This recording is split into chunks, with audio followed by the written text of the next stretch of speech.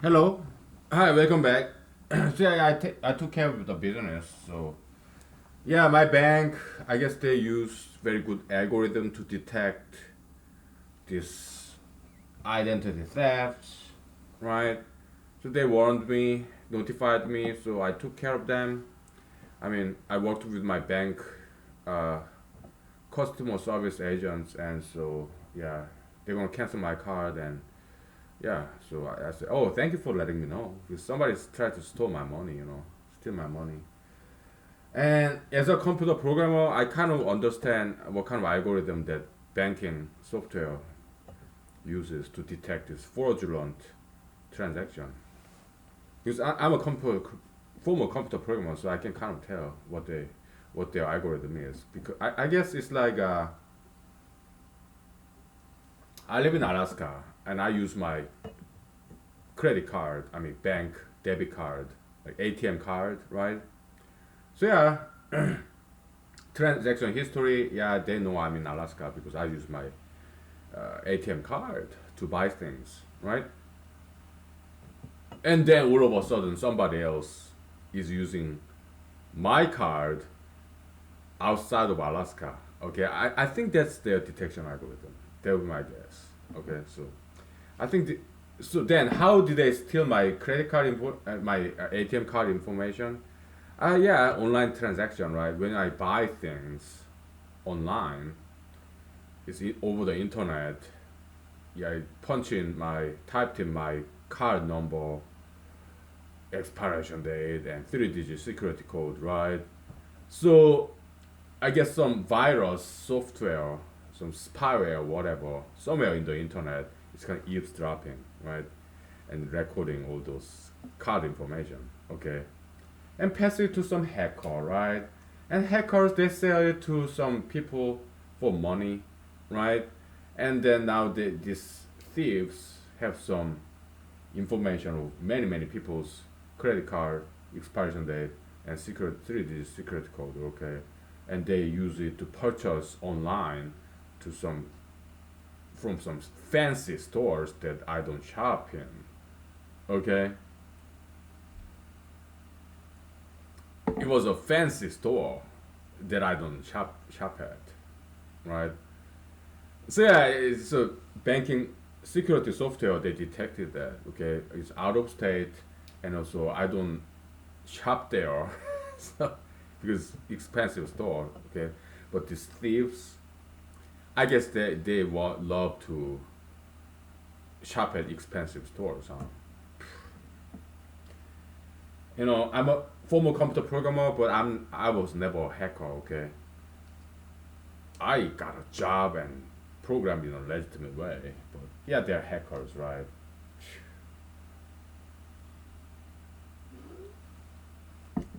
That's criminal, okay? So yeah, so it's taken care of, and now I need to do with all my auto pay.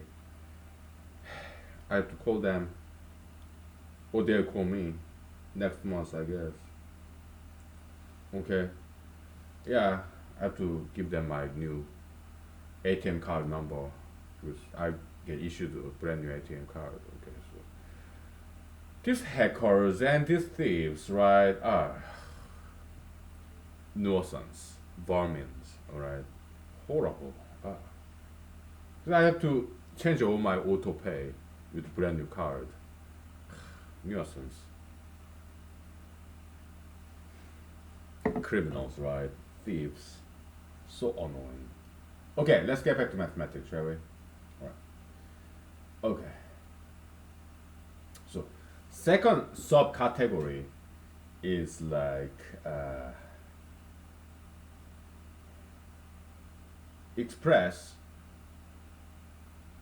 this number in terms of three number product. Oh,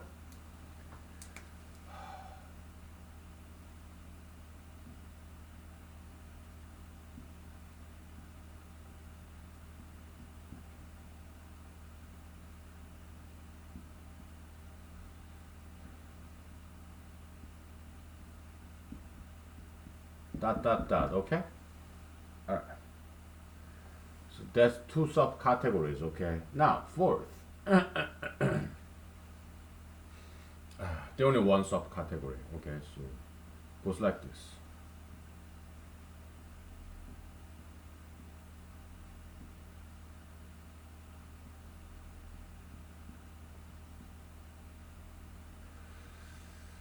Uh,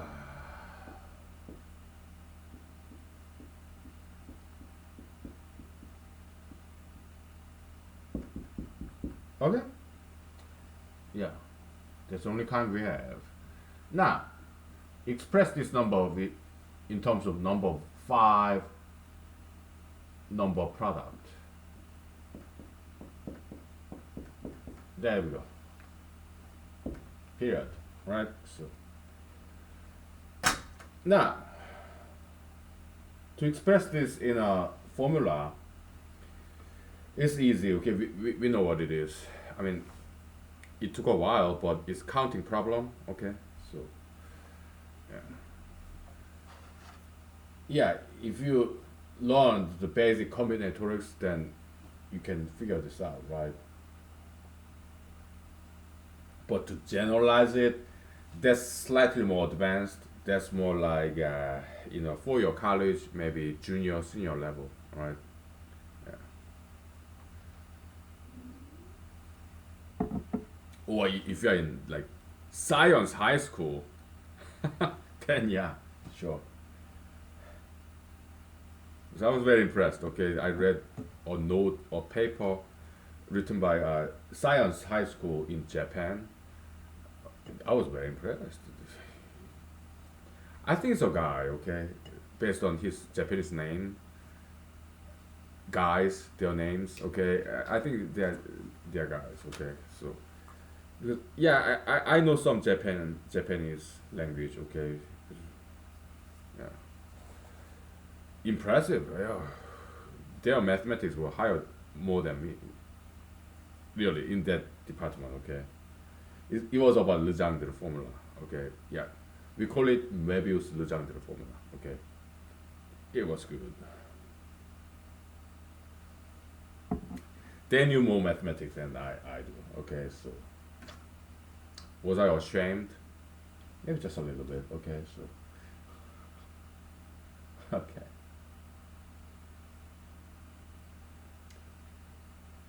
Uh,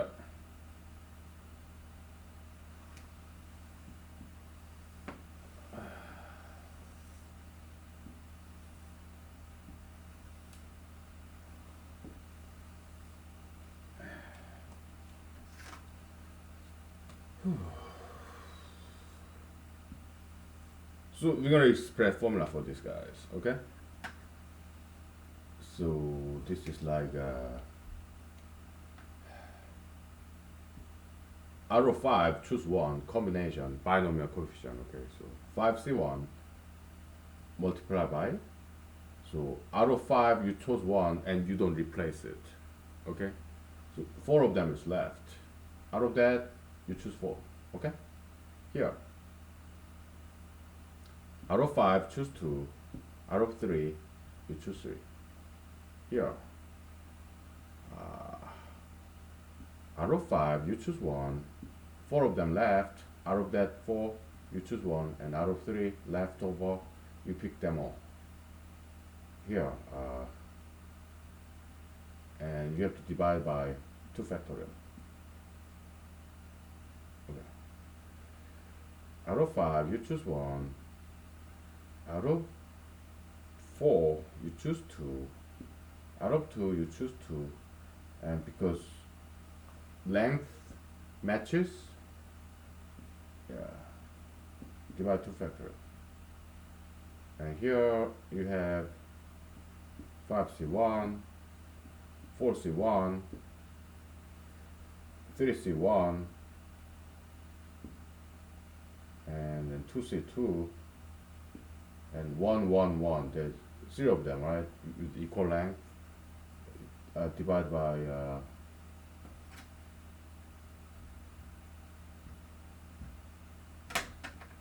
3 factorial. Okay? And this guy, out of 5, you pick 5, okay? No, no, that's this guy. Okay, so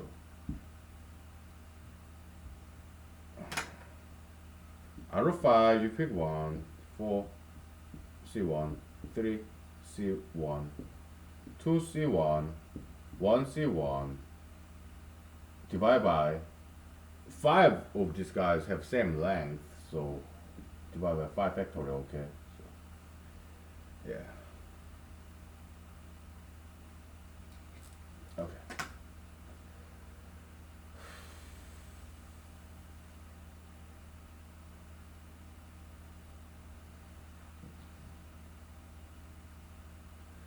Yeah, to generalize this, it's a little bit tricky, okay?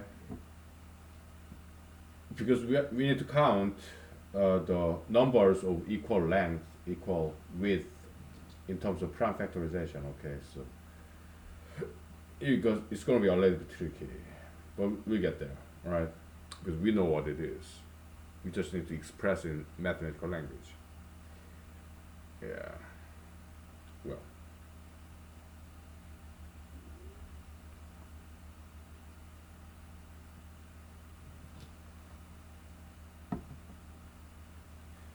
And the number of categorization, it's like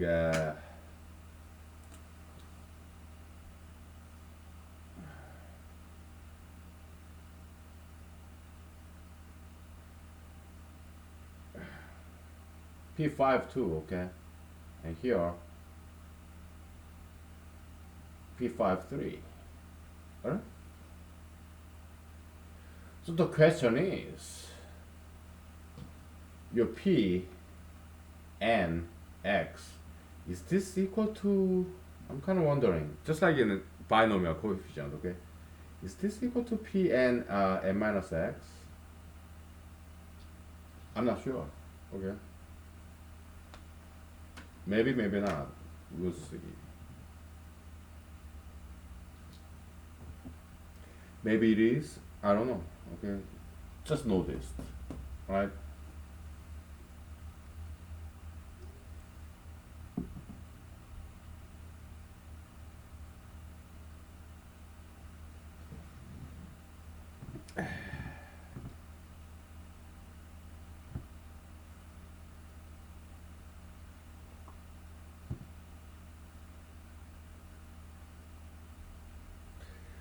We're gonna take 5 minutes break, okay? And then I'm gonna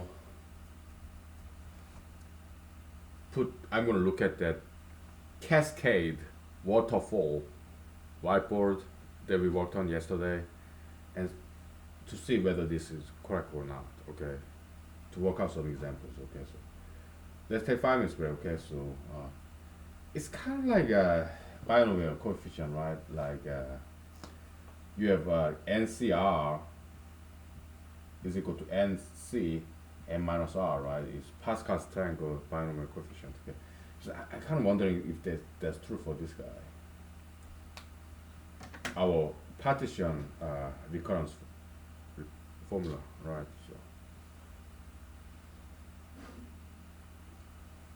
So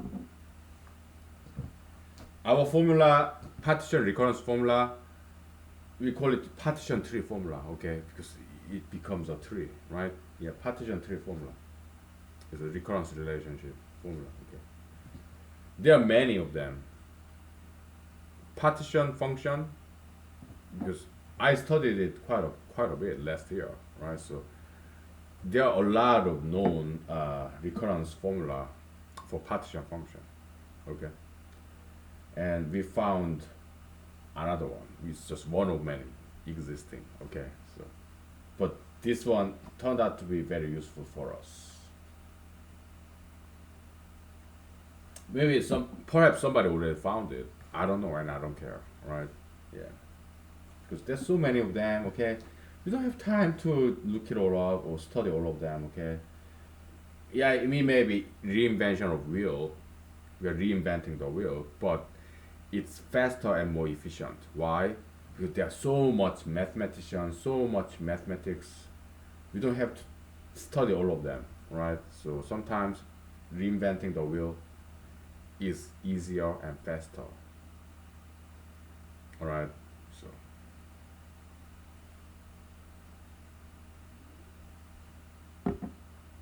okay, we'll take 5 minutes break and we'll see whether this is true or not. Okay. So let's take 5 minutes. By the way, I picked up all those animal feces from my backyard. Okay, so it's all clean.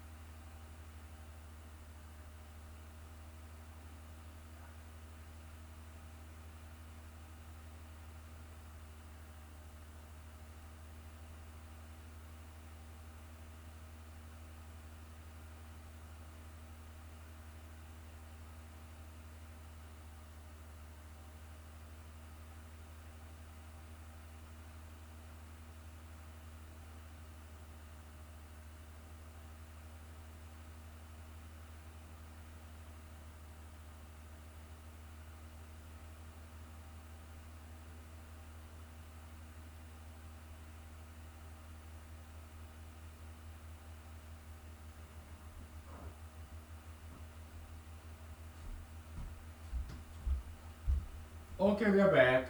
Let's take a break from mathematics because I read some articles, um, news articles, like I think it was like Wired magazine. It's about like Wired. It's more like kind of like technological, kind of geeky, nerdy magazine, I guess. Right? Yeah, I go to Google News. Okay, when I'm in my bathroom, whatever, right? When I'm in my breaks, when I go to bed, whatever, right? So I read all these news articles, and they feature this computer programmer guy. All right, I don't know what kind of education level he has, but his father is kind of black. His mother is white. He's British, so his father is like Jamaican immigrant to England, and his mother, I guess, is white.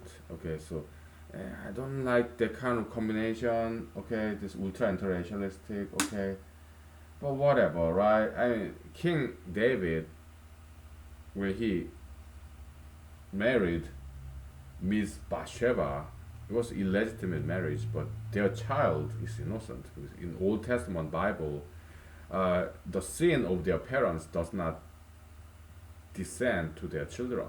Okay, children they're just innocent, right? And President Barack Obama, right? His father was black, his mother was Caucasian. Again, I don't like that kind of combination. And I mean, Mr. Brandon Lee, his father is Asian and his mother is Caucasian. Okay, I don't like that kind of combination. Like Ivanka Trump, white, Jared Kushner, Middle Eastern, right? I really don't like that kind of combination of marriage. Okay, but their children, they're beautiful and they're innocent. Okay, so yeah. So yeah, this young man, British man, whose father is black, whose mother maybe Hispanic, whose mother is white in Britain, right? He kind of reverse engineered and stopped the spread of internet virus. That was the article. Okay. Yeah, yeah. King David, Miss Bathsheba, or Mrs. Bathsheba, she was married. Okay, so it was illegitimate marriage, but their child, King Solomon, who got God's favor, King Solomon. Okay, God loved Solomon. Okay, so okay. So yeah, this guy he stopped some internet virus. So I read part of that article. Okay, but once they got to the part where his father is like Jamaican and his mother is Caucasian in Britain, so I stopped reading it. I couldn't continue to read that. Okay, so but yeah, he did the right thing. Their child, yeah. I mean, it's kind of exaggeration. He saved the internet. That's exaggeration because that guy, young man, he did good job reverse engineering and stopping the what, kill switch, whatever. Okay, stopping the spread of virus. That was good, but he's not the only man who can stop those spread of viruses. So that article was a little bit exaggerated, dramatized. Okay,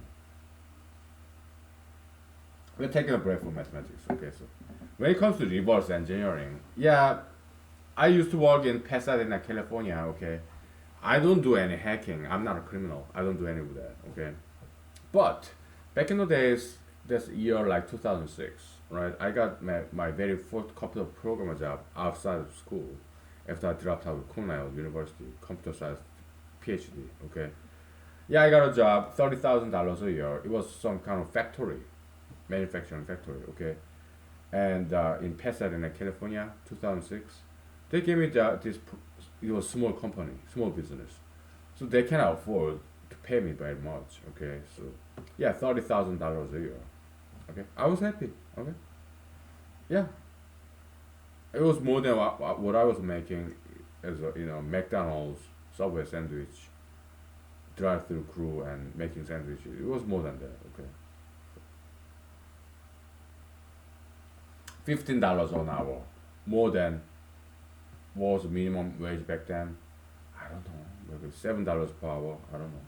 So it was more than that. So I was happy. Okay. So I took this job, and they want to advertise their product line in Frugal. Frugal is like Google Shop back in the days. Okay, it's part of Google. Google Shop. Frugal. All right. I'm not sure if you're old enough to know that. Okay, so we submit in Excel file product description, right? The product we are selling in Google Shop. Back in the days, they used to call it Frugal, right? And my bosses, they wanted their product, company product, based on keyword search, to be on top of the rank in Frugal, not Google, but Frugal, Google Shop, kind of sub branch. Okay, they've been trying to get their product on top of the rank based on keyword search for many months. Okay, so they hired me and they gave me this project, and I got it done in about 3 weeks. Okay, how did I do it? Experiment, experiment. I used different structure. I experimented with this different structure of this Excel feed-in file. Yeah, keyword, description, and name. Okay, yeah, I experimented with that, even in my spare time at home. Okay, to feed in this feed-in file. It's not hacking. It's more like experimentation. Not even reverse engineering, right? Well, kind of reverse engineering because I try to figure out what their algorithm is, to the ranking algorithm in Frugal, not Google, Frugal, right? Google Shop. So I experimented it and tried to figure out what their algorithm is, and then it worked. So based on keyword search, it got in like top five. It took me like about a month. They couldn't figure it out. Several senior computer programmers, about three of them, for several months. I figured out by myself about in a month, less than a month, about 3 weeks. Okay, so I'm decent programmer, right? Yeah. Okay. What else to talk about?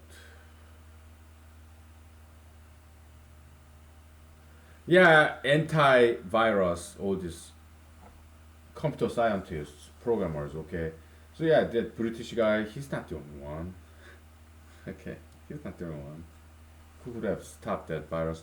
But yeah, this Wired magazine, they kind of exaggerated, right? There's a lot of this mainstream media people do. You have television, newspaper, like national, international level. Yeah, they tend to dramatize a little bit. Okay, so let me tell you some story about my Hollywood experience.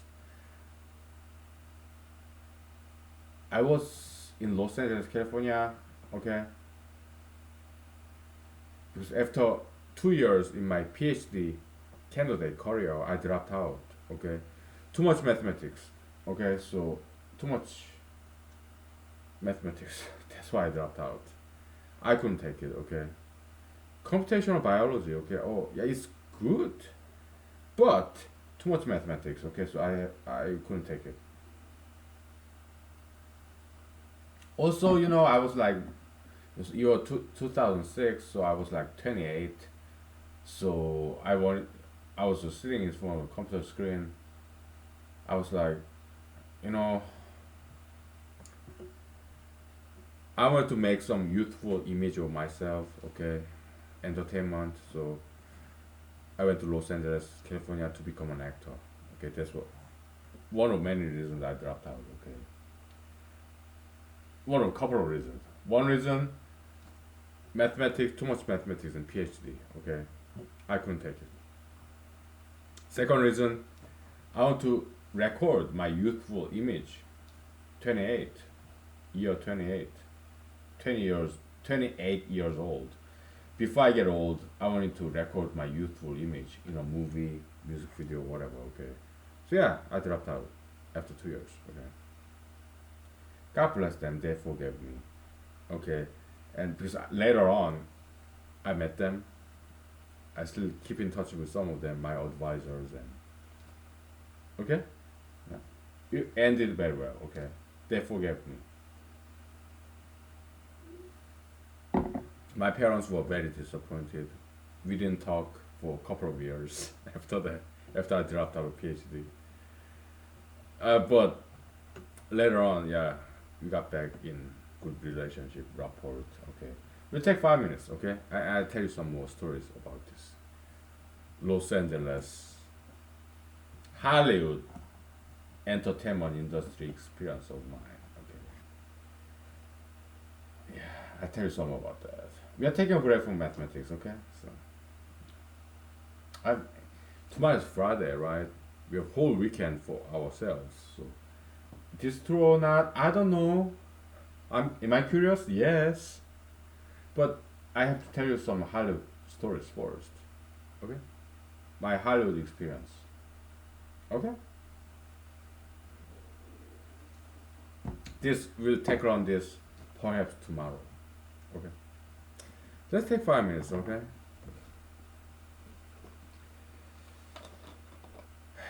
Good people, bad people, good cops, bad cops, right?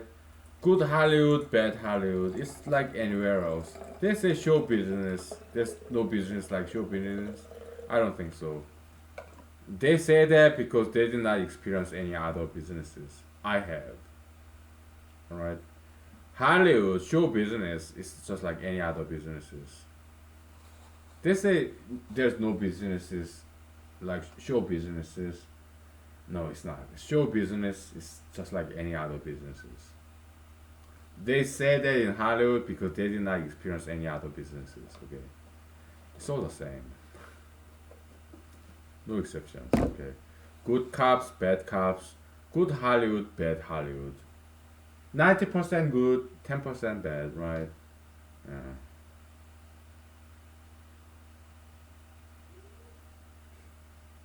There is nothing special about Hollywood. Okay, there is nothing special about Hollywood. It's just like everybody else.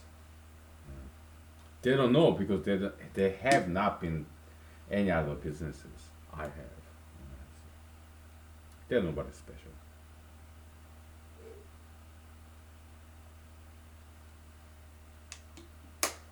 All right, we'll take 5 to 10 minutes break.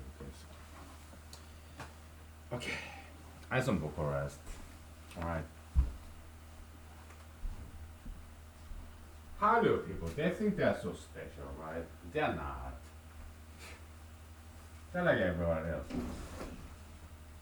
Washington D.C. people, same. Okay. Manhattan, New York people, same. They're like anybody else. Okay.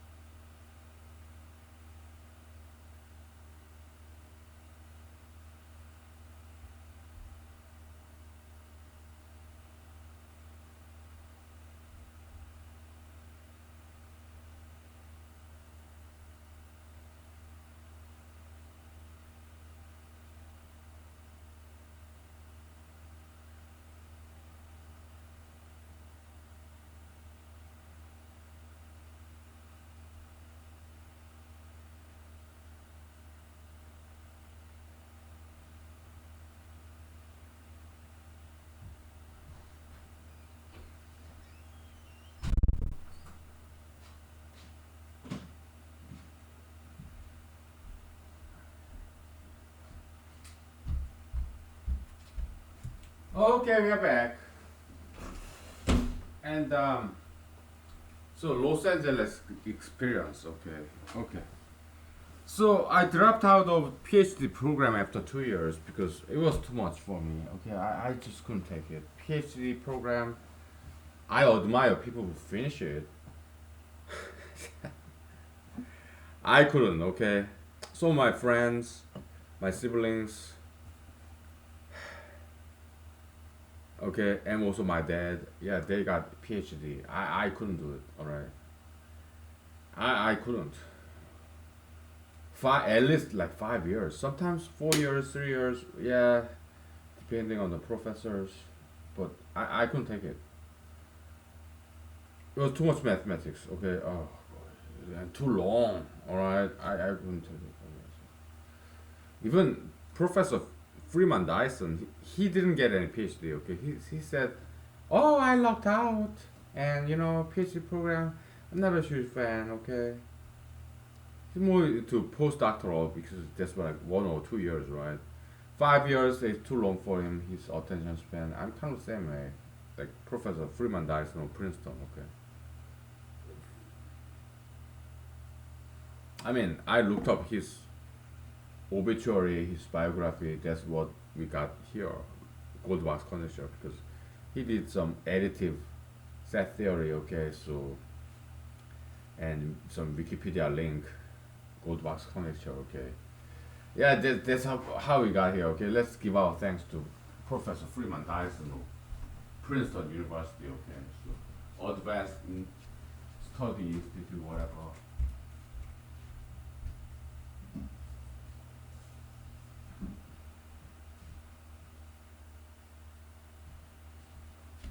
Yeah, Institute of Advanced Study, whatever. Okay, I had to wash my hands, so it got too oily.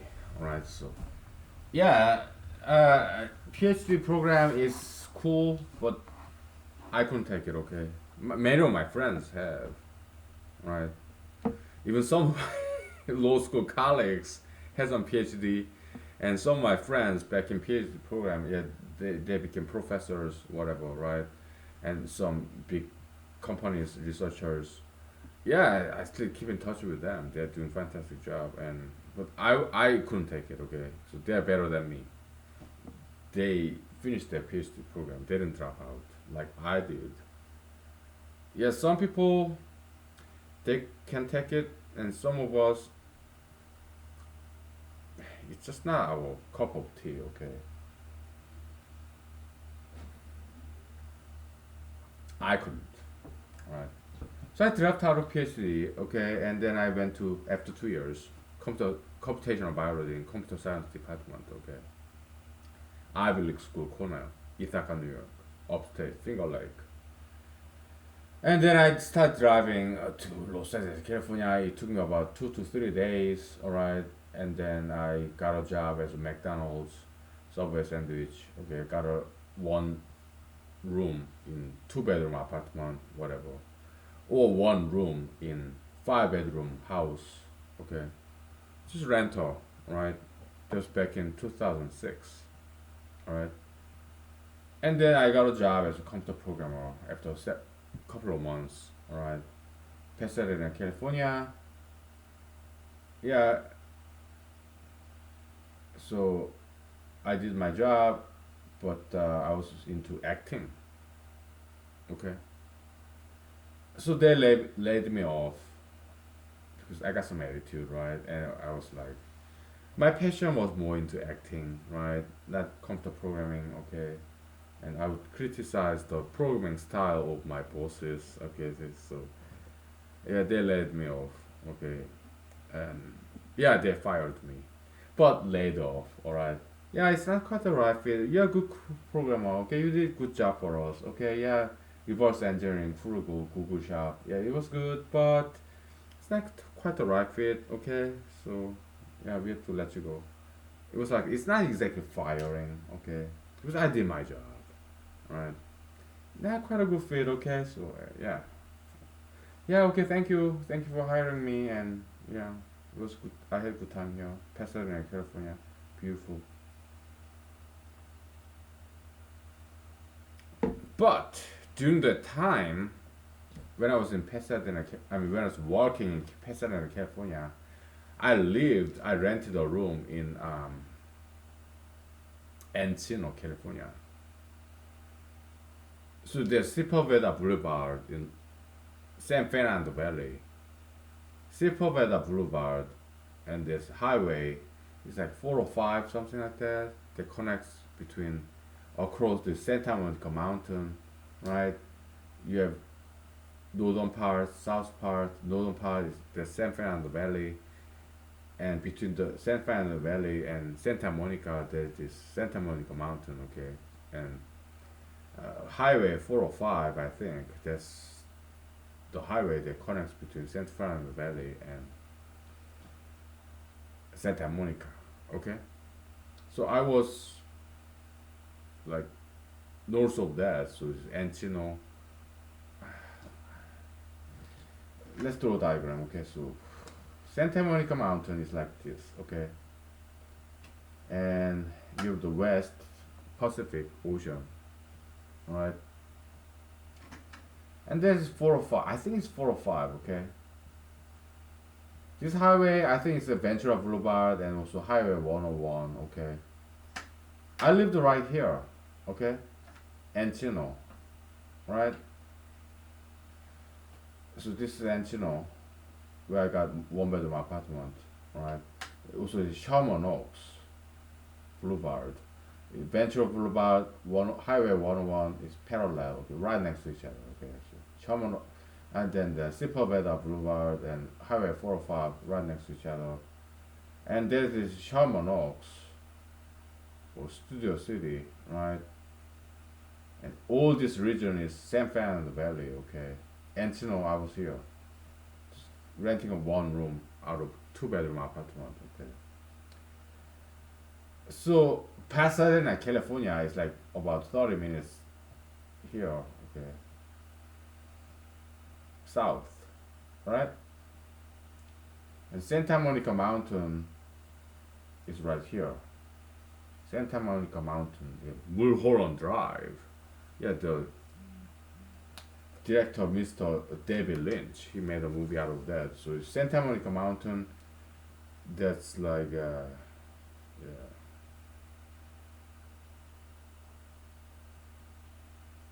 Okay, let me check with my friends, okay?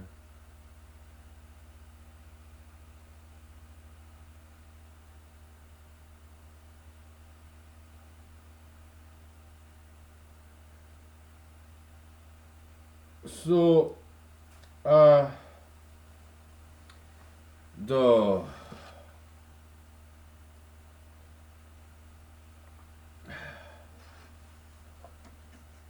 Los Angeles downtown, you have Santa Monica Mountain. On top of that, on the ridge, you have this Mulholland Drive. This Santa Monica Mountain is mountain range. There's some deer there. Okay. Not sure about cougar, this mountain lion or rabbits, but I saw some deer there. Okay.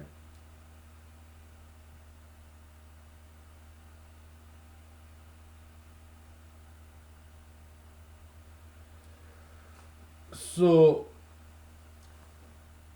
I was commuting between this Encino, California, and Pasadena, California, because I got $30,000 a year job, $15 per hour. Okay, programmer. I was commuting north south. Okay. Yeah, there was that.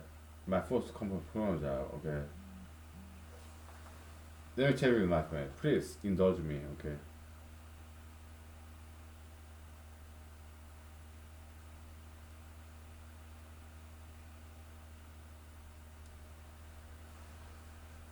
So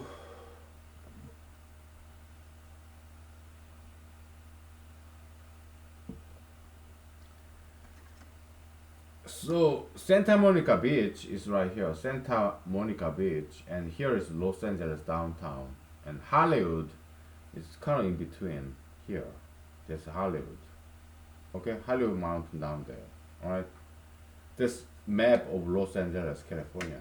It's very interesting geographics.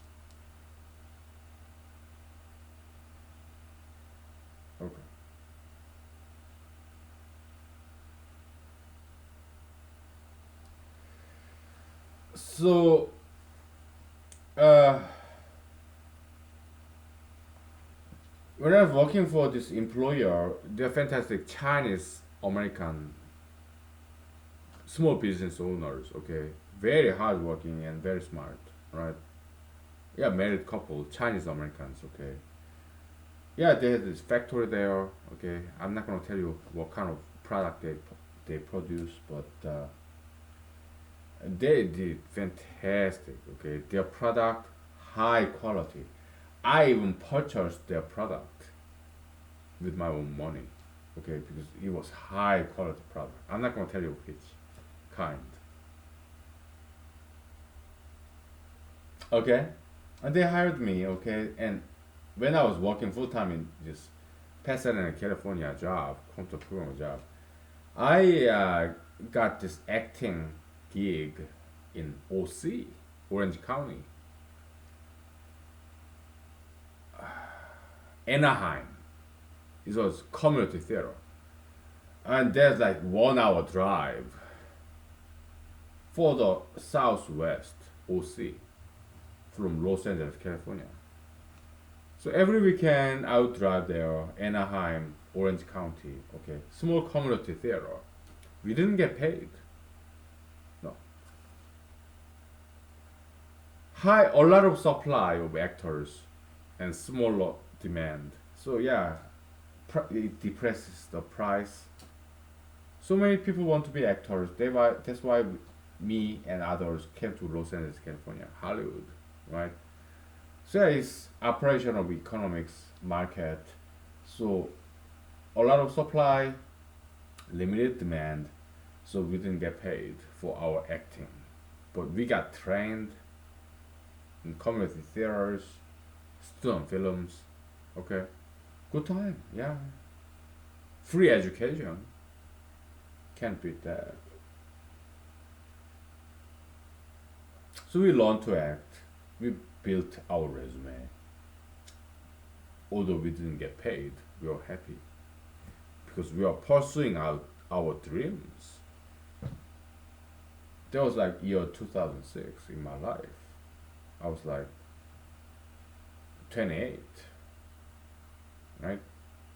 We take 5 minutes break, okay? So. And I'll tell you the rest of the story. Okay. Mathematics we'll do later, alright? We'll do tomorrow. We got a nice conjecture, okay? It's true or not, whatever, right? Yeah.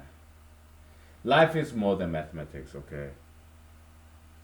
Personally, I am more than mathematics. I'm interested in other things too, like politics, filmmaking, and I'm interested in other things in my life. Okay, so we gave enough service to mathematics for tonight, so we keep we pick it up tomorrow. All right. For the rest of the night, we'll talk about something else. Hollywood experience.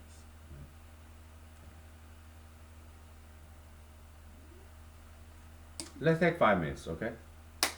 All right. Okay.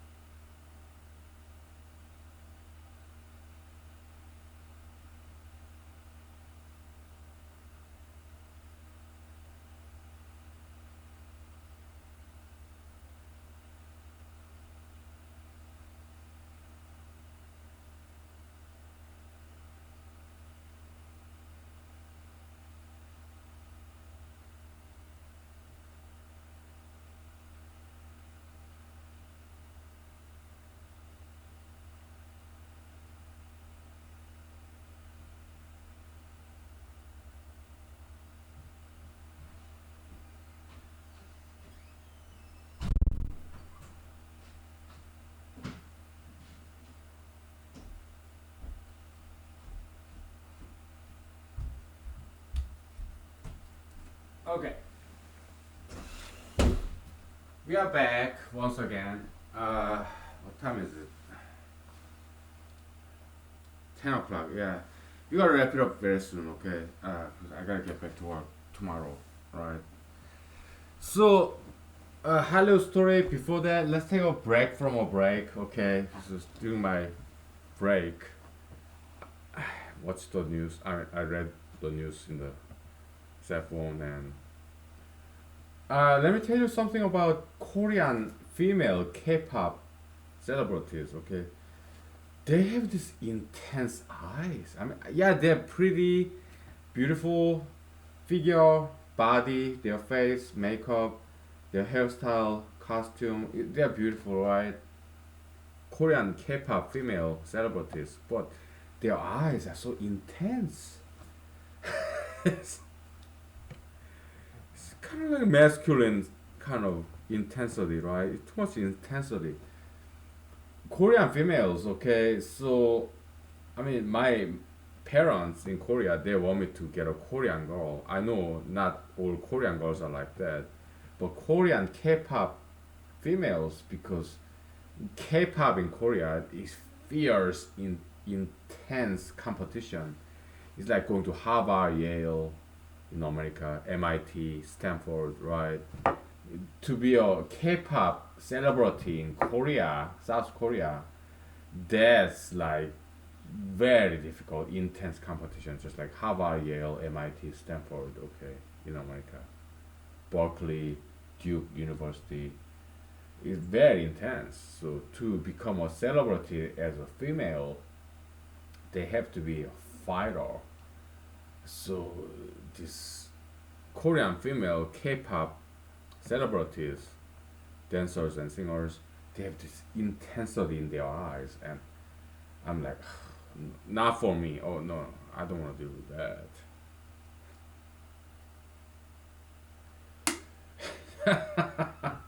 Because if I ever get married with a lady, huh? I don't want to deal with all that combative, this intensity. I want to lay back, relax. I don't want to see. I don't want to see that intense, this Korean K-pop female, intense eyes, burning eyes. I don't want to see that. I don't want to deal with their attitude and no. When I'm home, I want to relax. Okay, I don't want to have that kind of wife because at work, it's intense. It's war. When I come home, I want to relax, lay back, sit back. I don't want to see this intense, this Korean female K-pop, this intense eyes in a female. I don't want to see that. No, I don't want to see that. No, no way. No. I'm quoting from this X-File episode. I won't date him. I wouldn't date them. Wouldn't date them. Won't marry him. Yeah, and they're beautiful, but their eyes are too intense. Korean K-pop female celebrities. I appreciate what they do. They're strong. Appreciate their rise to fame, but I would never date them or marry them. Korean K-pop female young celebrities, no way. Their eyes are way too intense. Okay, I don't want to deal with that. No, no. Back to Hollywood story. Okay, yeah, I came to Los Angeles, California. Okay, so applying to some auditions, right? I'll dress up, do my hair, right? Memorize my lines, monologue, right? And present myself. And again, there are 90% of them are good. 10% people in Hollywood, They're like good cops, bad cops. 90% good, 10% uh, not so good. Okay, so like I had this TV commercial. I think it was Pepsi Mountain Dew commercial, right? And there's this big time commercial director. Okay, he's Caucasian guy with eyeglasses. Okay, he was kind of young, maybe early 30s, late 20s. Okay, mid 30s maybe. And then he had this pedestal. Okay, and he would tell me, "Hey, jump and land on your knee. Climb that pedestal." It was like about 2 or 3 feet tall pedestal. Okay, yeah, go on top of there and jump on your knee on the floor like a rock star. With this Mountain Dew or Pepsi Cola, whatever commercial. Is Mountain Dew Pepsi or Coca Cola? I don't know. Yeah, jump from this 3 feet tall pedestal and land on your knee on the floor like a rock star. Show it to us. And I wouldn't do it. I don't care if it's some Mountain Dew, Pepsi Cola, Coca Cola commercial. I'm not gonna break my kneecap. No, it's human sacrifice in Hollywood. I'm not gonna do it. Some actors they do that. Okay, even Matt Damon, Mr. Matt Damon, and some others, right? The what's that guy's name? I don't know his name. This brand new Batman movie. He's the Batman guy. Matt Damon, right? They starve themselves to be scrawny and skinny to fit into this character. They did that, right? Some females in Hollywood, like Renee Zellweger, okay, they would eat all this junk food, to play this character of an obese woman in Hollywood. Human sacrifice, okay? No, no, I'm not doing that. You want me to break my knees? It was concrete floor. It was not matted. It was not cushioned. Concrete, cement floor. And this director, Mr. Director of this Pepsi commercial or Coca-Cola commercial, Mountain Dew, was asking me to do that.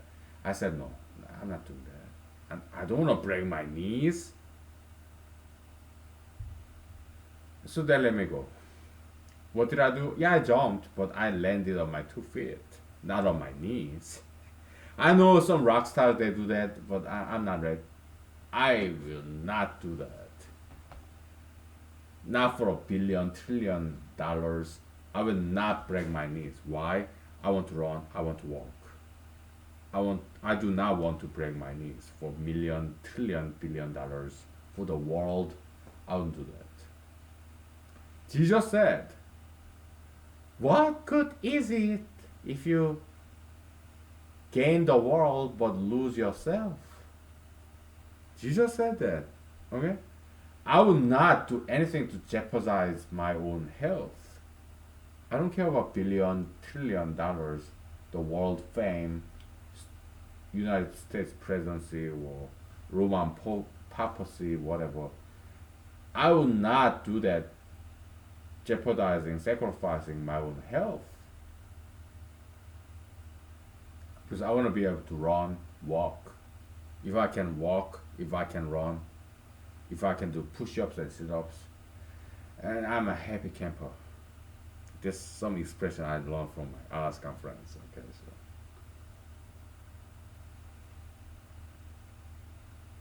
I don't care about $1 trillion Hollywood fame. No, I want my health. I want my body intact. I want to be able to run, walk, squat, do push-ups and sit-ups. So yeah, they didn't select me for the Mountain Dew commercial. I was okay with that, okay? What can I tell you? But thank you for opportunity. It's a great honor to have this audition for Mountain Dew.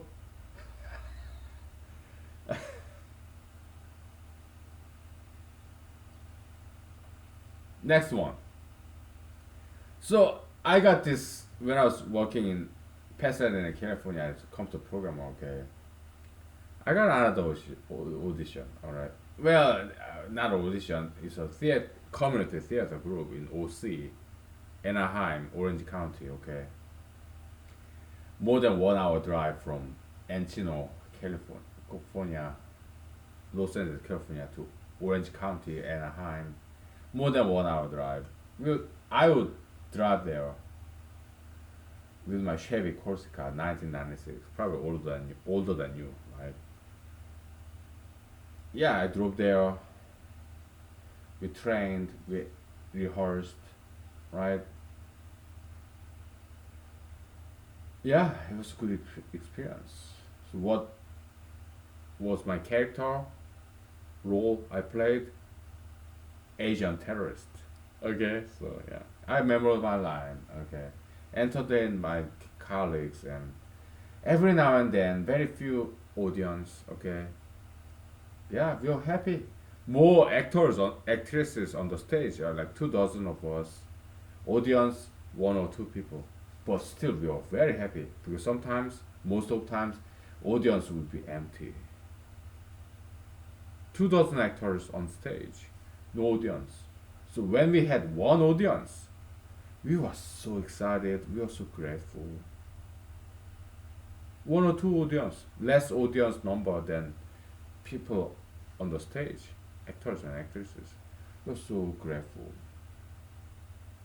After the show was over, we wanted to talk to them, listen to them, get some feedbacks, right? Small time actors.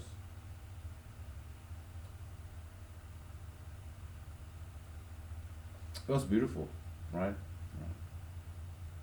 We'll take 5 minutes break, okay? So, and I tell you the rest of the story, okay? So, mathematics we'll do tomorrow, okay? Yeah, yeah.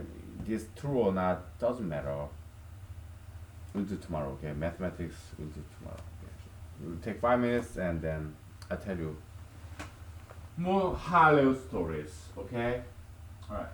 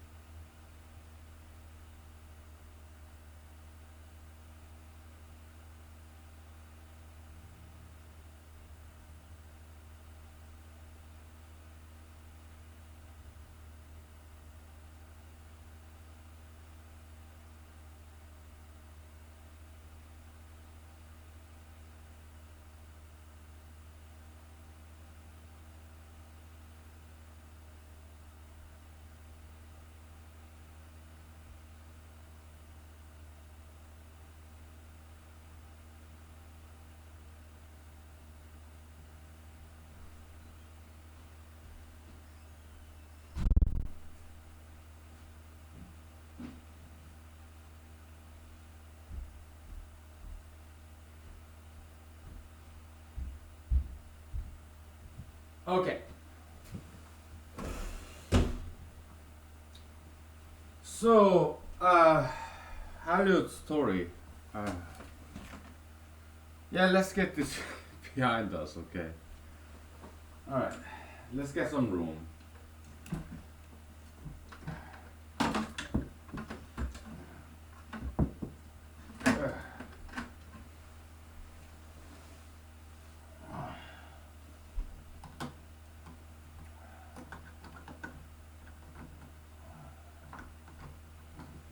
Okay. So, the second story I'd like to tell you is that so we were in this community theater gig, alright? So I played this Asian terrorist, okay?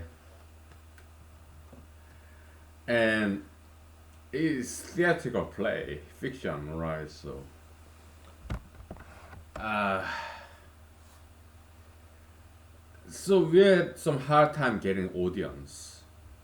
Small community theater, right? So it was very difficult for us small time startup actors to get some audience in this small community theater in Anaheim, Orange County, California, right? Well, 1 hour south of Los Angeles, California. Okay, so the director, producer, they gave us some assignment. Build this pamphlet, 1 page, one side. Here's the date and place, time and space, address, and admission fee. It wasn't free, alright? Like $20 or something. So I told my director, okay, hey, this is too high a price. The price is too high. Can you lower the price? And he wouldn't budge, okay? Because director, producer, is renting out this space, electricity and water bill, right? Cleaning bill, right? Garbage collection bill. They're businessman, right? So it was like $20 to attend as an audience to see us act. Some of us, yeah, some of us, my colleagues, yeah, they had some experience resume. New York City, Manhattan, this theater resume, okay, this highly prized resume, okay.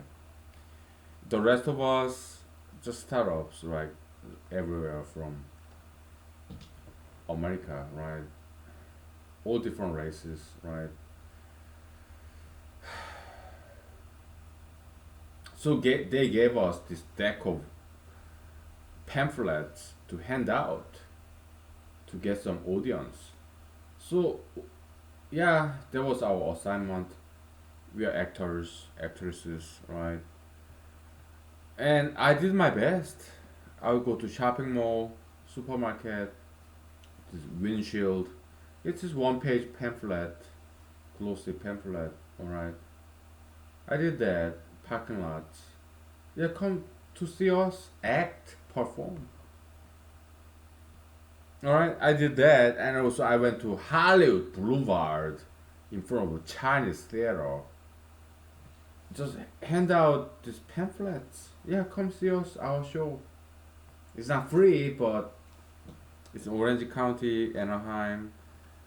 We're struggling actors. Okay. Yeah, Chinese theater, Hollywood Boulevard. Okay. Los Angeles, California. Hollywood, Hollywood. Okay. Yeah. To promote our shows, right? Yeah, I went there by myself. Okay.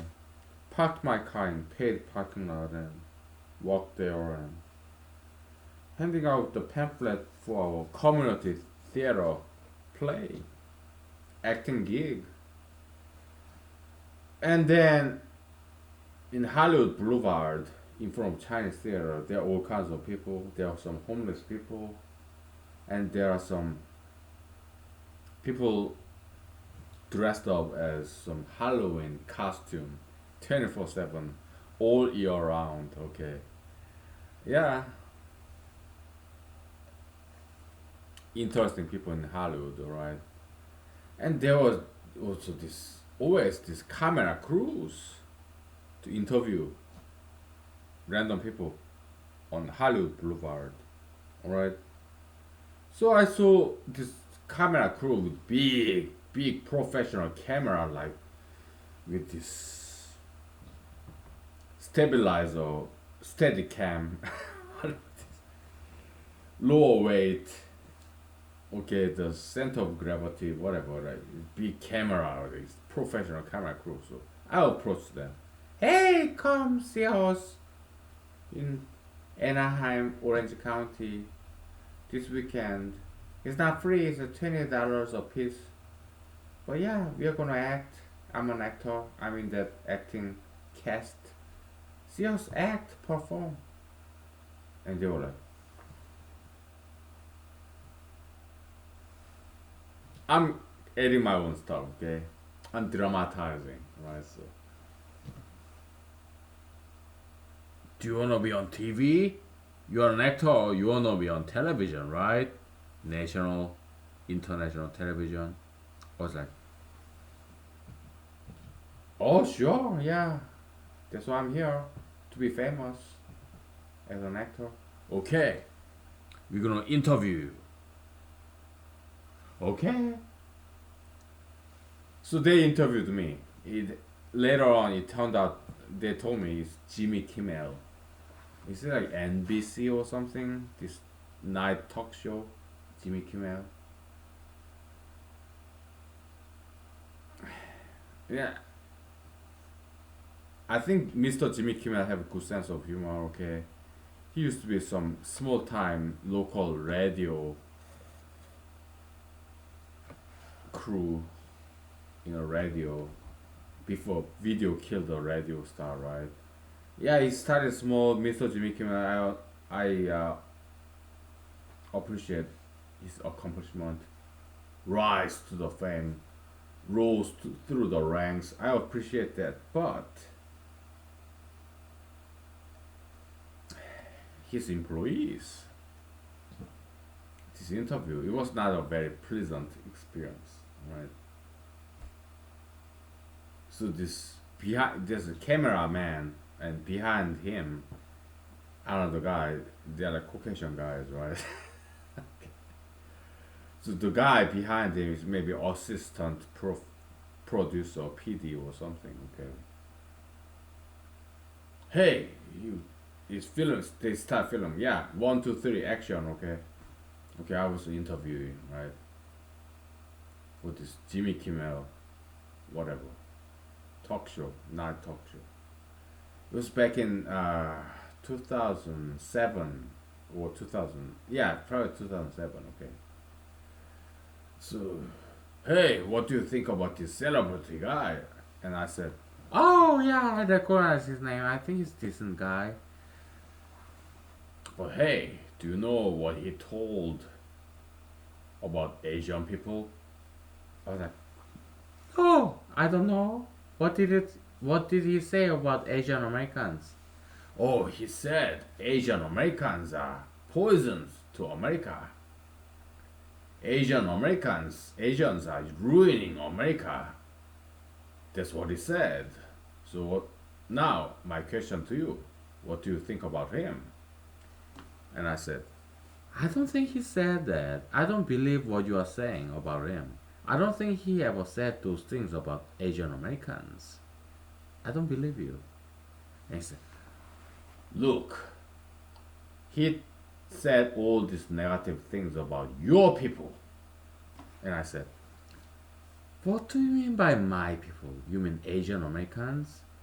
Yes, I'm Asian and I'm American, but all the Americans, every single American in America, no matter what race they may be blacks, they may be whites, Hispanics, Jews, Arabs, or Asians, okay? I regard them all my people. Yes, I'm Asian American, I'm Asian, but Asian Americans, they are not only my people. Blacks, whites, Jews, Arabs, Hispanics, natives, they're all my people because they're all Americans and I'm American, okay? So he was like, cut! Time out! This guy's no good. Guy, bye. He was like that, okay, so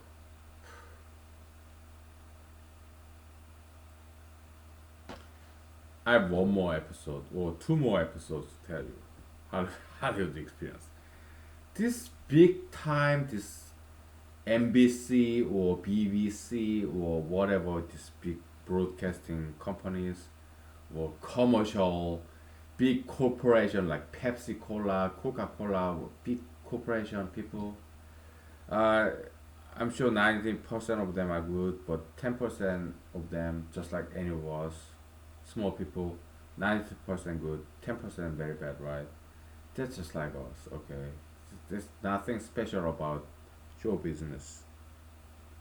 Show business people, they're like anybody else, okay? 90% good, 10% really bad, alright? False narrative, right? So this BBC, Blue Planet 2, okay? I don't believe they were there in this barrier reef just in the right time at the right place.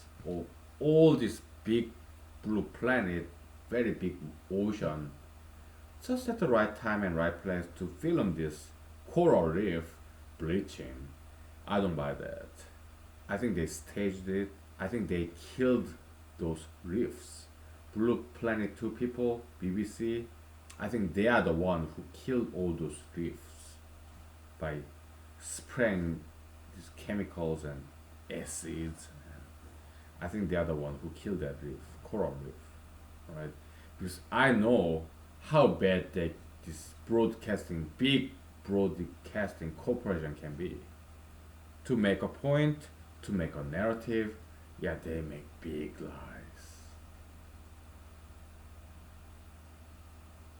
I witnessed that, observed that firsthand, face to face.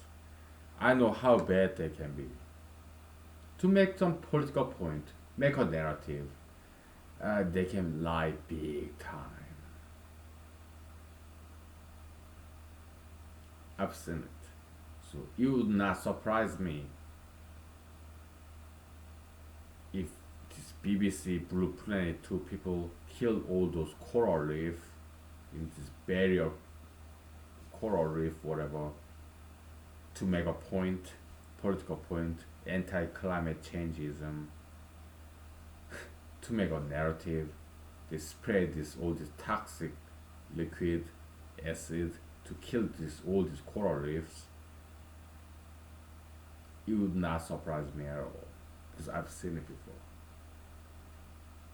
Okay, this big corporation as big as BBC, Blue Planet 2, Hollywood, yeah, Jimmy Kimmel TV show. I've seen them. Okay, we'll take 5 minutes. Okay. These people do it. I've seen them. All right. It's my conjecture. I'm not saying that's what they did. Maybe they were telling the truth. I don't know. But as far as I can tell, yeah, some of those people they lie very big, including President Trump, President Barack Obama, Pope Francis in Rome, Italy. Okay, all these big people, celebrities. 90% are good, but 10% are they can lie really big. I've seen many of them in in celebrity, these big people or small people, unknown people like you and me. Yeah, 90% good, 10% they can be really bad. I've seen that. We'll take 5 to 10 minutes break. Okay. So, all right. What can I tell you?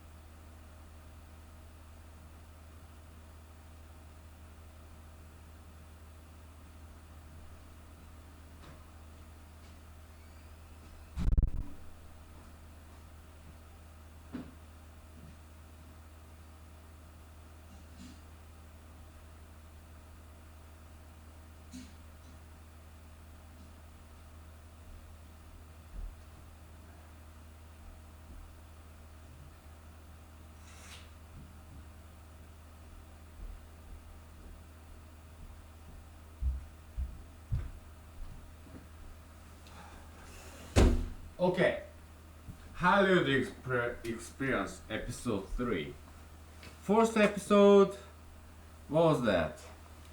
Yeah, this Pepsi Cola, whatever Mountain Dew commercial, right? I mean, they were kind and generous to take me to their audition, but they asked me too much. Jump on the floor on my knees. You want me to kneel down to you, break my kneecap for you? Your TV commercial for Pepsi Cola or Mountain Dew, whatever, Coca Cola, soda pop. Come on, I'm not gonna do that shit. Excuse my language. I'm not gonna do that. Human sacrifice? No. SCREW. Okay, SCREW. No, you want me to break my kneecap for your commercial, TV commercial for soda pop? No, no way. I don't care if you give money, power, fame. I'm not gonna do that. I'm not gonna sell out like that. No human sacrifice, because I want to walk. I want to run. Alright. If I'm a penny pincher like I am now, if I can walk, if I can run, I'm happy. Okay. What good is 1 million, $1 billion money, power, fame, TV commercial, soda pop, Mountain Dew, whatever? You want me to break my kneecap for it? I'm not gonna do it. It kind of reminds me of this Jesus episode in Bible. Satan said, "Hey, kneel down to me. I will give you all this glory of the world, money, power, fame, and yeah, Mr. Jesus, you're a man, right? Oh, I give you many girls." Jesus said no. Alright. I'm Christian, okay? We are humanologists. I mean, this brand, particular brand of humanology, we are Jesusian too, okay? If you say no, no way. So I lost that audition, okay? Back then I had long hair, and it was second audition in the commercial, okay? First commercial, this audition in Santa Monica. Yeah, I had long ponytail hair. I took out of my rubber band, so I was like doing air guitar like a rocker, like oh, and they liked it. Okay, so I could have gotten it if I knelt down before them. This Mountain Dew director with eyeglasses, but I didn't.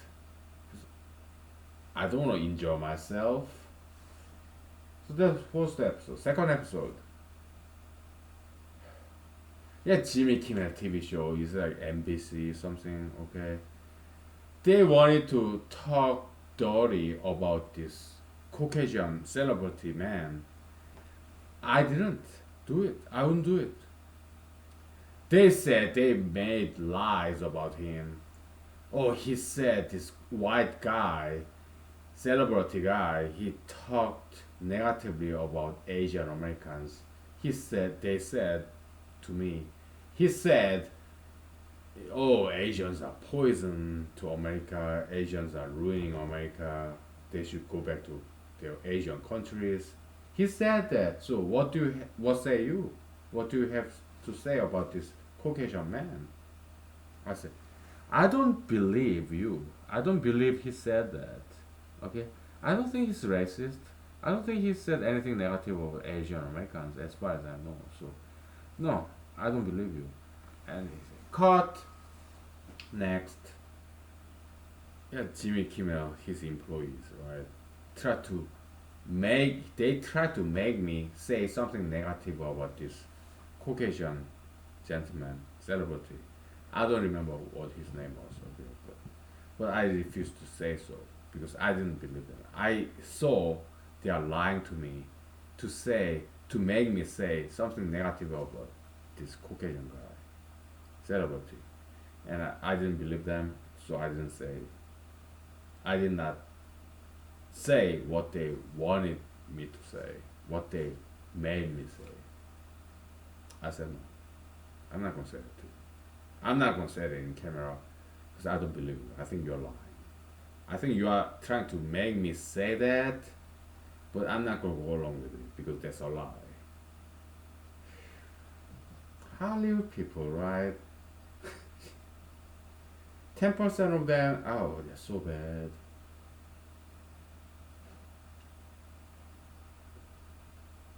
Third episode. I'm not gonna say what station. It's kind of small time cable TV. It's national American cable TV. I'm not gonna say the name. Do I remember? Yes. I don't smoke marijuana, so I remember what that cable TV name is. Okay. And they were kind of generous to me, okay, to give me audition, okay, and they handed me this piece of paper to sign. It was a reality TV show.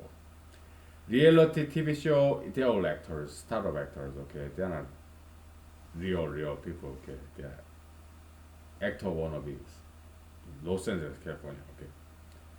So I applied and they called me in, and then somewhere in Los Angeles, California, okay. So I read boilerplate, very small font, like 8, size 8, very small font, okay. And waiver, they said in this piece of paper, right? Contract, acting contract for this reality TV show for cable TV in America back in 2007, something like that. I read it. They're asking me. I guess they hire some sellout lawyers to draft this employment contract. It says, "You are not gonna give it. We are not gonna give you any health insurance. Okay, if you get injured while filming, by signing this, you waive all your rights to sue us, and we are not gonna provide any medical insurance, health insurance. No, but if you get injured during the filming, uh, you cannot sue us. By signing this, you waive your right to sue us in court." I was like, really? It was before I went to law school, okay? But on face, it did not sound right. This piece of paper, signing this contract, you're gonna waive, you're asking me to waive my constitutional right to spend a day in court.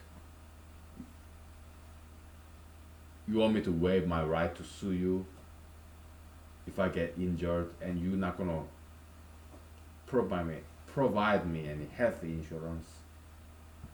So if I get injured during the filming, what? I just get disabled and not get compensated by you. Come on. So I refused to sign it, so I did not get the part. So I didn't yet no, so I did not become a reality TV show star. Because I said no.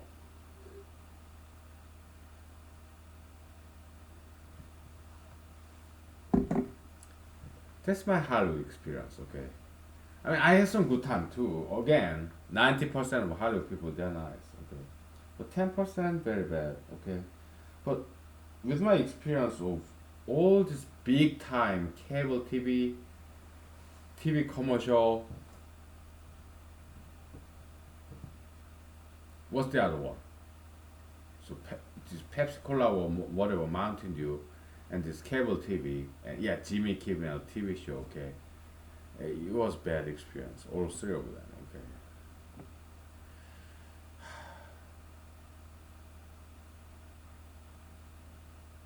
So yeah, I did not make it in Hollywood. Do you know what I did? I decided to make my own movie. And I did. Therapy for Metaphobia. I submitted that movie to 50, half a century, okay? 50 film festivals, big ones, they all rejected my movie. Alright? Sundance, Rain Dance, not sure what Rain Dance, but Sundance, South by Southwest, yeah, Augusta, Austin, Texas, South by Southwest, New York Film Festival, San Francisco Film Festival, Los Angeles Film Festival, whatever, all these big film festivals, they all rejected my movie. All right.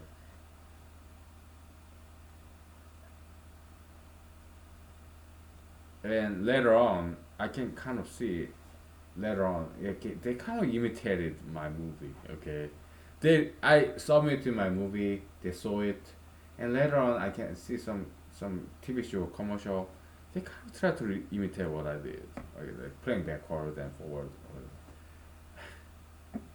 They didn't quite get it right. Okay.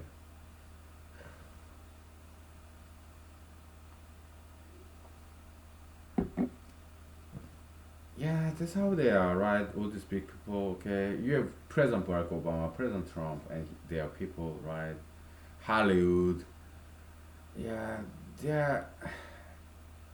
New York Times, yeah, I wrote many articles, essays.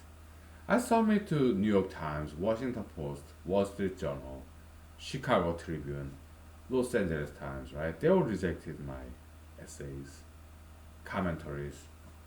Christian Monitor, or you, this Atlantic, or you have this The Hill, American Conservative, all these mainstream conservative liberal media outlets, they all rejected my essays, all of them. Film festivals or media journalism, national level, international level, yeah, they all rejected me. I have tried so hard for the past 2 decades or so to be famous. Just mainstream media all rejected me. But local media, small festivals, they did accept my movie, my essays. Small ones, locals, all different parts of the world, in Ireland, England, Australia, in Alaska, and all the small local media outlets and film festivals. They did accept my movie. They did accept my movie, and accepted my essays, and they published it. It's about small people helping out small people. Okay, so I'm eternally grateful. My families and friends, they watched my movies. They read my essays. They liked it, and I'm very grateful. I'm a very small person. Yeah. So I'm happy. No complaints. Okay, no problem. Just small people helping out small people, okay? That's phrase I learned from my Alaskan friends because my car tire blew up, got flat, went to small tire replacement shop, okay? They give me some discount. I don't make much money. They don't make much money. So yeah, they repair my car tire and they took it back, the old tire, flat tire, for recycling. Yeah, in Alaska, okay. So, yes, about small people helping out small people, okay. And guess what? All different races.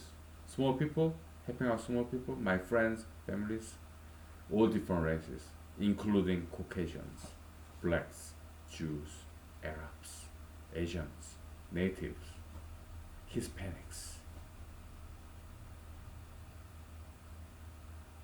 American story, right? Yeah, mixed races too. All of them. Small people helping out small people. Okay. All different races. I'm not making this up. If you are in America, you probably have similar stories too. Okay. All different races. Right? Yeah.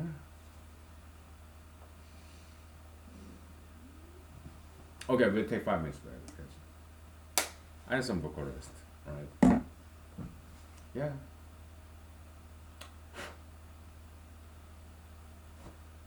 We're gonna have to wrap this up very soon because I gotta get back to work tomorrow. Night is getting old, okay? So we'll take 5 minutes and then we'll wrap it up, okay? Alright.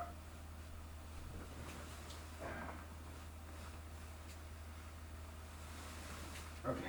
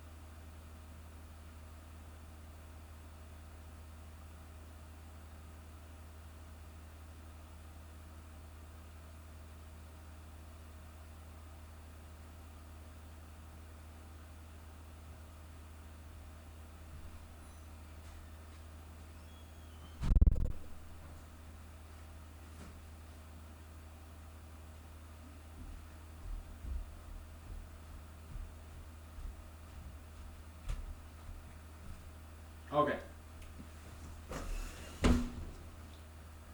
So, yeah, these people, right, they try to make some narrative, right?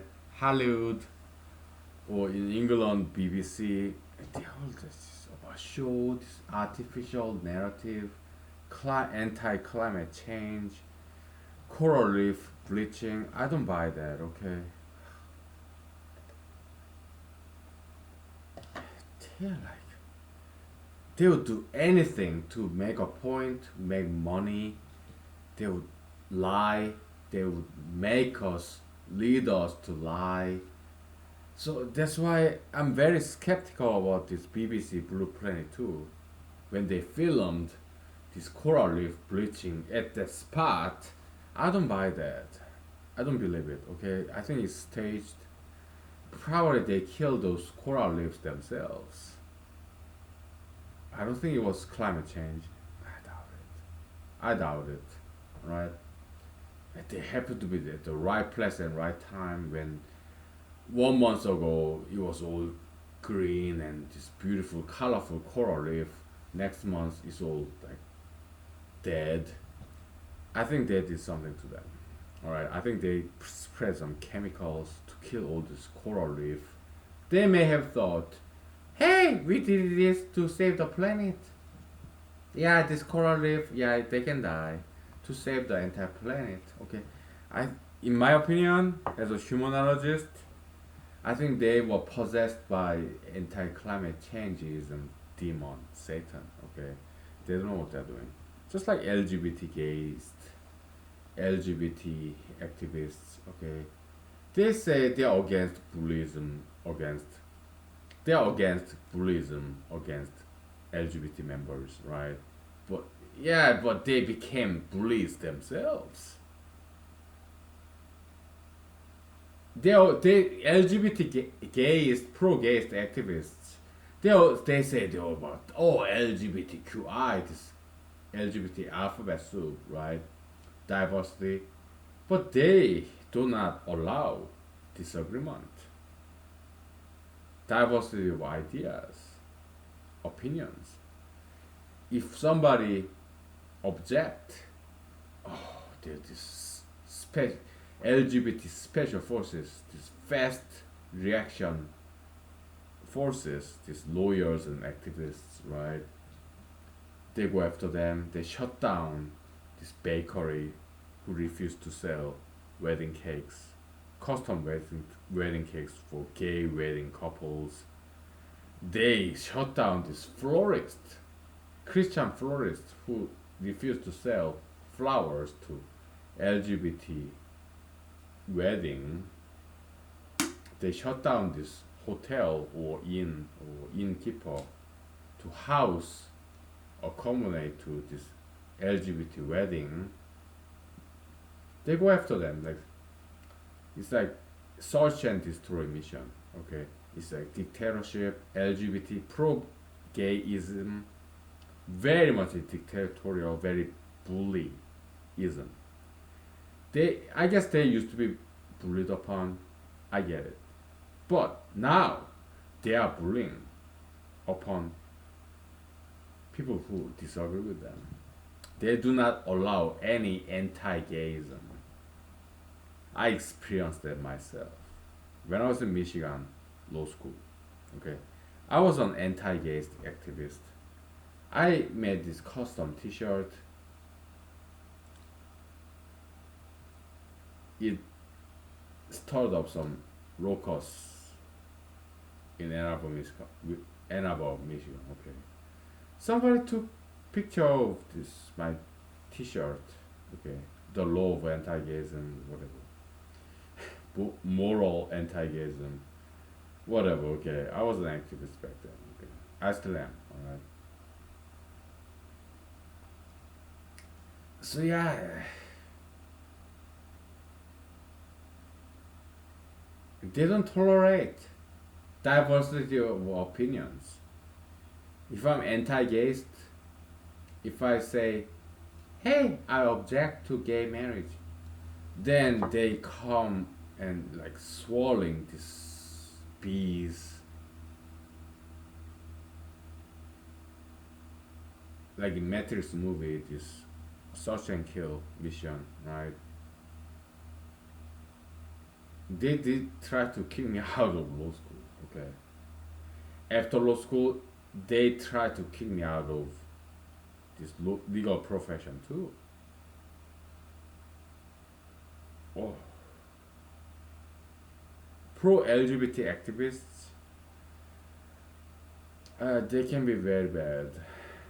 All right, so you say something that they don't like, they act like bullies. Pro LGBT activists, they don't tolerate diversity of opinion. They don't tolerate disagreement. They're acting like dictator, tyranny, bullies. It's not about their freedom. It's not about their diversity. No, it's about power. It's about dictatorship, power, control. Okay, I want you to know. All right.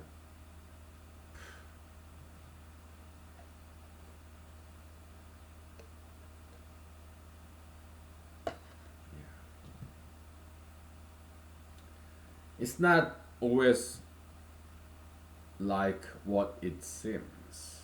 Okay, you hear things about things from media, people.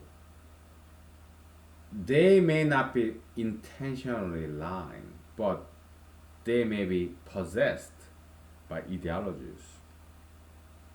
like puppets, parakeets. Okay. Conservatives, liberals, they're all the same. All right.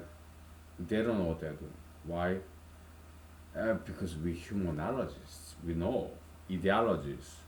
You have God, angel, ideology, humans, animals, plants, objects, right? So we human beings, we are subject to some ideologies. This human condition, okay? So we know that. So and I want you to know that too. All right. So people, and they are possessed by ideologies, good or bad, right?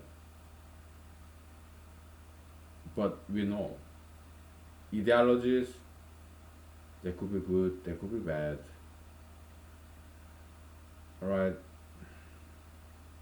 And most people, they're possessed by good or bad ideologies. We know that. I want you to know. I'm sharing my knowledge with you. Okay?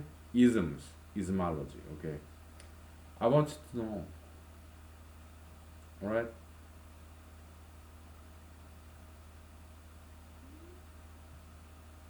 And I want you to overcome those ideologies possessing us. How do you do that? Jesus. Love your enemies. Turn the left cheek, right cheek. Love your enemies. That's the only way. And that's why I believe Jesus indeed is Son of God. Alright. As far as I know. Alright. Take it or leave it, okay? So yeah, let's wrap it up for tonight, okay? I gotta get back to work tomorrow, okay? So my recommendation to you, read Bible. Alright. Yeah, Quran, Confucius, Socrates, okay? But if there's one book I would recommend to you is Bible. Alright. So, alright, thank you. Good night, bye.